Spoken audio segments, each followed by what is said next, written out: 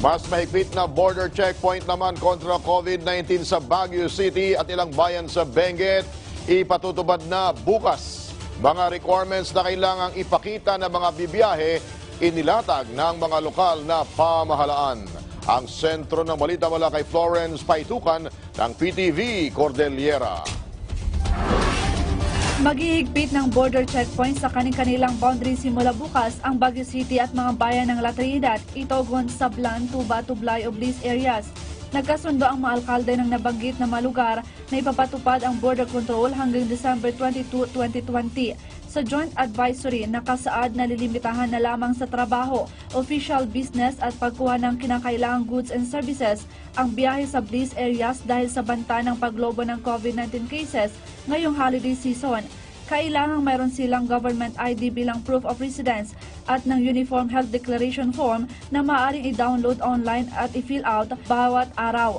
Maaari rin kumuha ng HDF form sa border checkpoints at barangay offices. Sa mga non-resident travelers naman mula sa ibang lalawigan o rehiyon na papasok sa Bliss areas ay kailangang magpakita ng registration form o QR code para sa Baguio City, habang travel authority naman sa list municipalities at medical certificates mula sa pinanggalingan nilang lugar.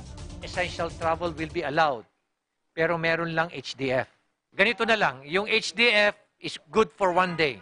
Maaring alisin ang nasabing border restrictions kapag may positibong pagbabago sa assessment ng mga ito, ngunit ipangpapatuloy ito sakaling tumaas ang kaso ng COVID-19 sa mga nasabing lugar. Magsisimula rin bukas ang 3 araw na marathon COVID-19 testing sa Bliss areas kasama ang Mangkayan, Benguet. Target dito ang 5,000 individual na kinabibilangan ng mga frontliners at ng mga nasa high-risk sectors. Ang mga test kits ay pinagkaloob ng Basis Conversion and Development Authority, kung saan 2,500 ang inilaan para sa lungsod at 2,500 ang para sa mga nabanggit na lugar sa Benguet.